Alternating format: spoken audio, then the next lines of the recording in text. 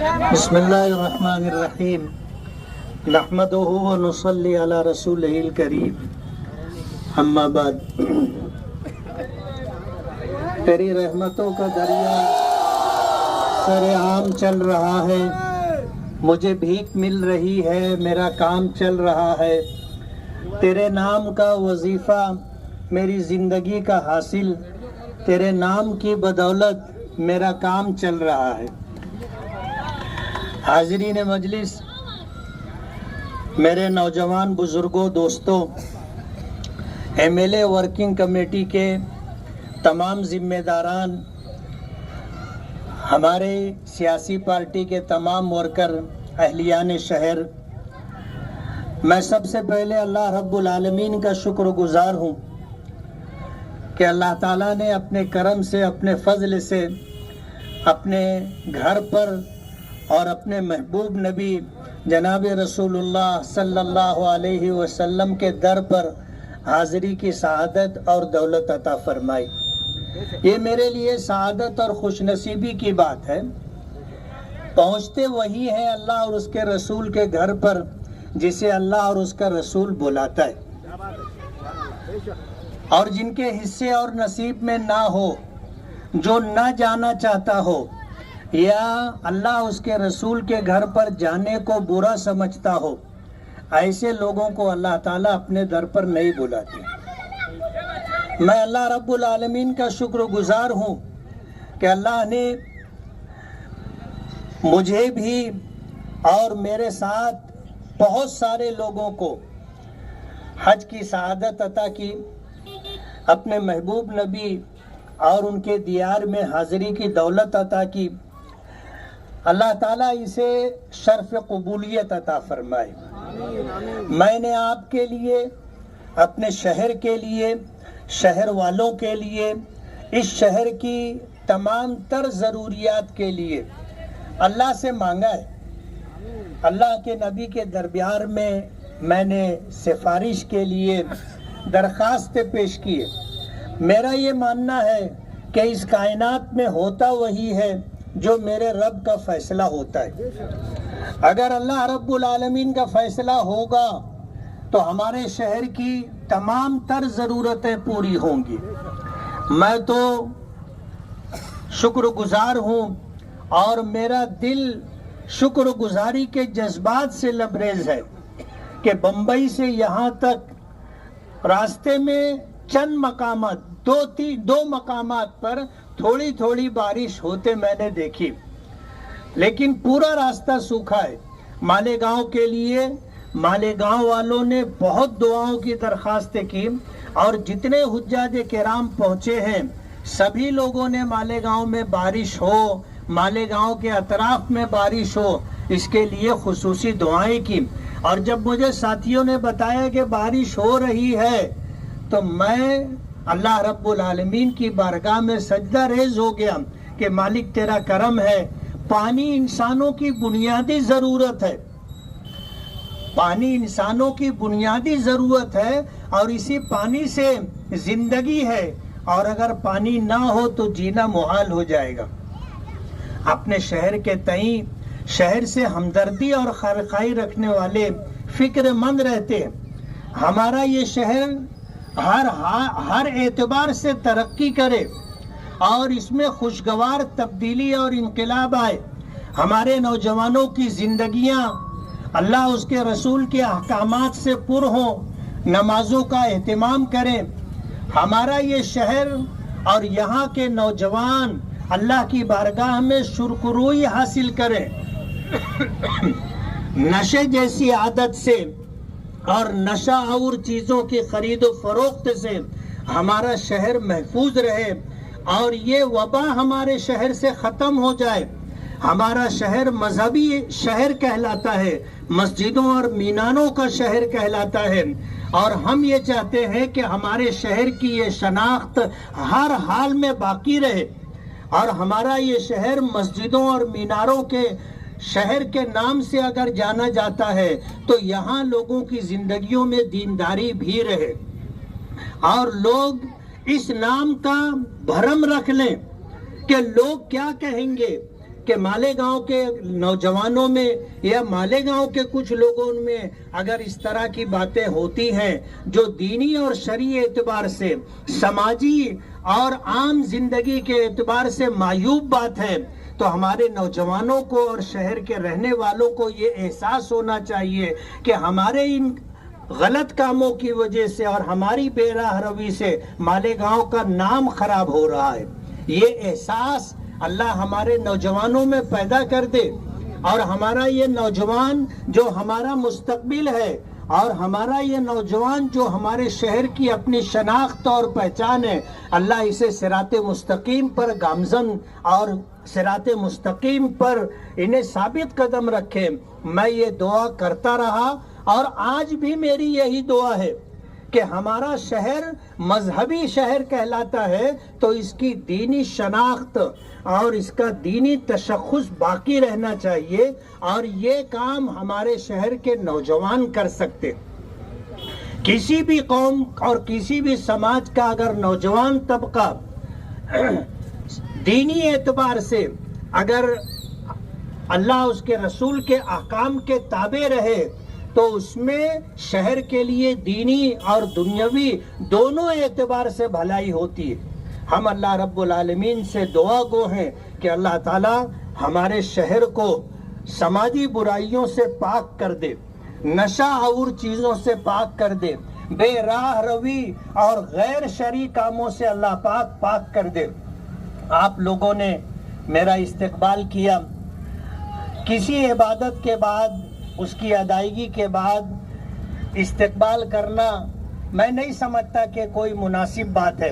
ہمارے ساتھیوں سے میں نے بات چیت بھی کی تو ساتھیوں نے کہا کہ ہم لوگ حج سے واپسی پر یہ تو عنوان ہے، لیکن اللہ رب العالمین نے ہمارے انتخاب کی لاج رکھ لی، اور جن لوگوں نے ہائی کورٹ میں الیکشن میں کامیابی ملی، اس کامیابی کو رد کیا جائے اور ہم 2 نمبر پر ہیں، ہمیں جو ہے ایم ایل اے ڈکلیئر کیا جائے، ایسی پیٹیشن داخل کی تھی، اور اس میں ایسے عنوانات لیے تھے جن کا تعلق ہماری دین اور شریعت سے، اور انہی مذہبی بنیادوں پر الیکشن رد کرنا چاہیے ایسا مطالبہ کیا تھا۔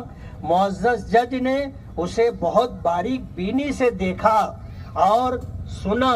ہم نے تو ایک ہی وکیل کھڑا کیا تھا، سامنے والوں نے وکیلوں کی لائن لگائی تھی، جب تاریخ پڑتی تھی 7 وکیل 8 وکیل 10 وکیل وہاں کھڑے رہتے تھے، اور ان کو ایسا گمان تھا کہ فیصلہ ان کے حق میں آئے گا، لیکن مالک کا کرم ہے، اس کا احسان ہے، مالیگاؤں کی عوام نے اگر ہمیں ووٹ دیا تھا تو اللہ پاک نے اس کی لاج رکھ لی اور ہماری کامیابی کو باقی رکھا۔ ہم جانتے تھے، ہمیں یہ احساس تھا کہ اس معاملے میں ہمیں ذمہ داری کا خیال رکھنا ہے، تو ہم نے سپریم کورٹ کا وکیل کھڑا کیا تھا۔ آج اگر کوئی سپریم کورٹ جانا چاہتا ہے تو ہم تو پہلے سے وہاں پہنچے ہوئے۔ خوشی کی بات یہ ہے کہ جو لوگ کورٹ کچہری کے معاملات میں اپنے کو ماسٹر سمجھتے تھے، اللہ نے ان کو زیرو کر دیا ہے، اللہ نے زیرو کر دیا ہے۔ ہم اس پر اللہ رب العالمین کا جتنا بھی شکر ادا کریں کم ہے، کم ہے۔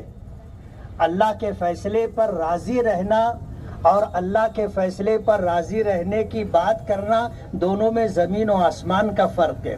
رزلٹ آیا تھا تو یہ کہا جا رہا تھا کہ ہم اللہ کے فیصلے پر راضی ہیں۔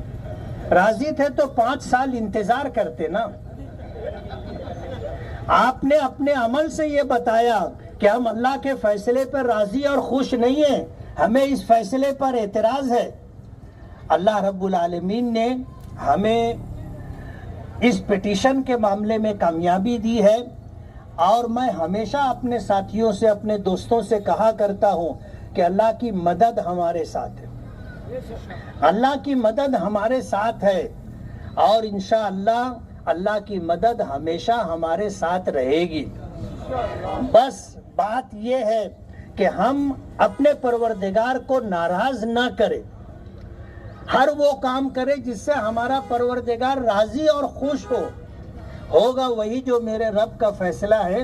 میں اللہ رب العالمین کی شکر گزاری کے بعد آپ سبھی لوگوں کا بہت بہت شکر گزار ہوں، دعا گو ہوں کہ اللہ تعالی ہمارے شہر کو امن و امان عطا فرمائے، ہمارے شہر کو ترقی عطا فرمائے، ہمارے شہر میں رہنے والوں کو اللہ تعالی آسائشیں، راحتیں، سہولتیں عطا فرمائے اور کشادہ فراخ روزی دے کر کے مخلوق کی محتاجگی سے اللہ تعالیٰ اپنے حفظ و امان میں رکھے، اور یہاں کے لوگ پھلیں پھولیں اور ہماری آنے والی نسلیں شاد آباد رہے۔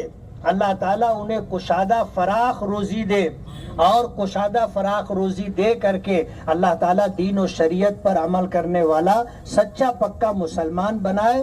میں پھر آپ لوگوں کا بہت بہت شکر گزار ہوں کہ آپ لوگوں نے اپنی محبتوں سے نوازا، آپ لوگوں نے استقبال کر کے آپ نے اپنے تعلق، اپنے ہمدردی، اپنے خیرخواہی کا اظہار کیا۔ اللہ تعالیٰ آپ لوگوں کو بھی دین و دنیا کی بھلائیاں عطا فرمائے، اور جس طرح اللہ پاک نے اپنے در کی، اپنے محبوب نبی کے گھر کی حاضری کی دولت مجھے اور مجھ جیسے لاکھوں لوگوں کو عطا کی ہے، اللہ تعالیٰ آپ کو بھی اپنے در کی، اپنے محبوب کے گھر کی حاضری کی دولت عطا فرمائے، اور بار بار اللہ تعالیٰ یہ نعمت عطا کرتا رہے، بار بار یہ نعمت عطا کرتا رہے۔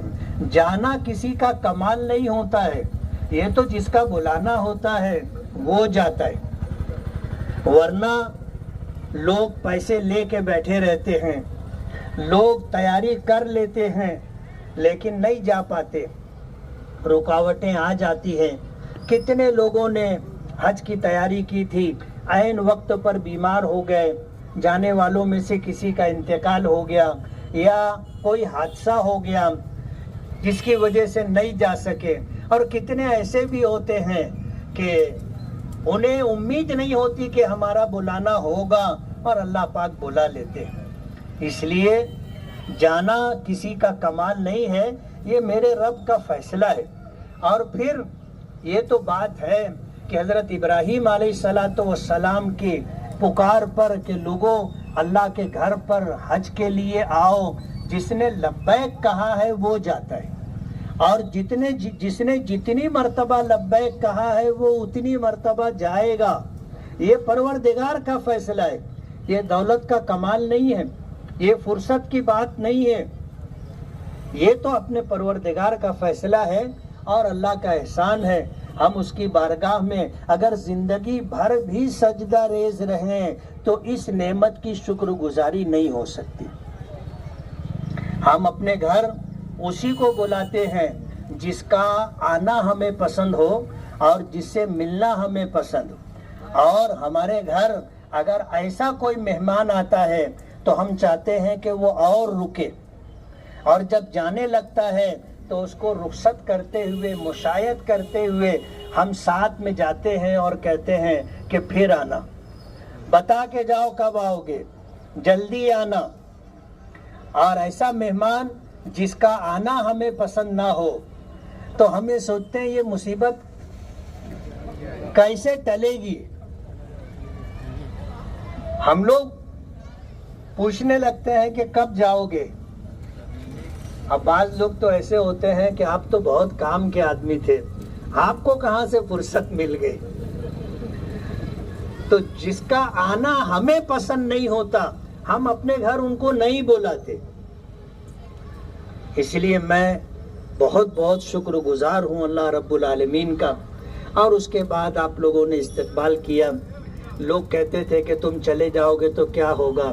میں نے کہا یہ شہر اور یہ دنیا اور یہ کائنات اللہ کی ہے، وہی کرتا ہے، وہی بناتا ہے، اسی کے فیصلے پر دنیا چلتی ہے، کسی کے رہنے سے نہ رہنے سے کوئی فرق نہیں پڑتا۔